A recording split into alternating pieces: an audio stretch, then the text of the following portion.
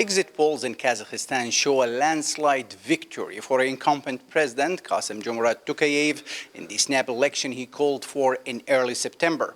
Mr. Tokayev received about 81% of the exit polls. Meanwhile, the next closest candidate received less than 5% of the vote.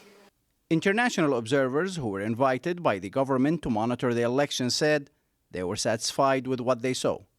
I can say it was quite transparent and participation was high, and election in the country took place according to the national legislation of the country, and also I can see it was in compliance with the international standards practices. Domestically, the president has to deal with simmering tensions in the country following the January unrest in which more than 230 people died in riots sparked by high fuel prices. Kamran Bukhari from the New Lines Institute for Strategy and Policy in Washington, D.C., told the media line he was pleasantly surprised at the lack of security presence at the polling stations he visited. The fact that there were no security forces told me two things. One is that the situation is stable.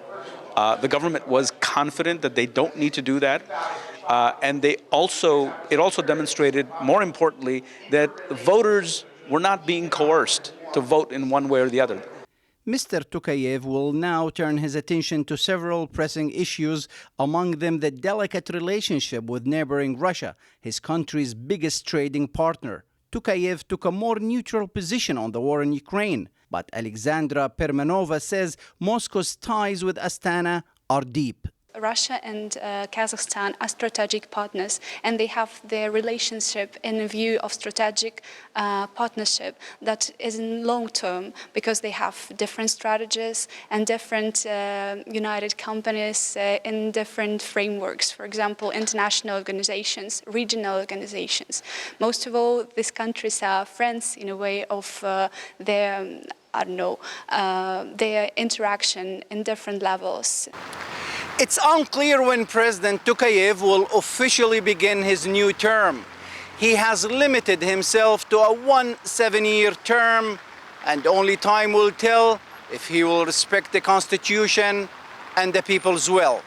In Astana, Kazakhstan, Mohammed Al Qasim, reporting for the Media Line.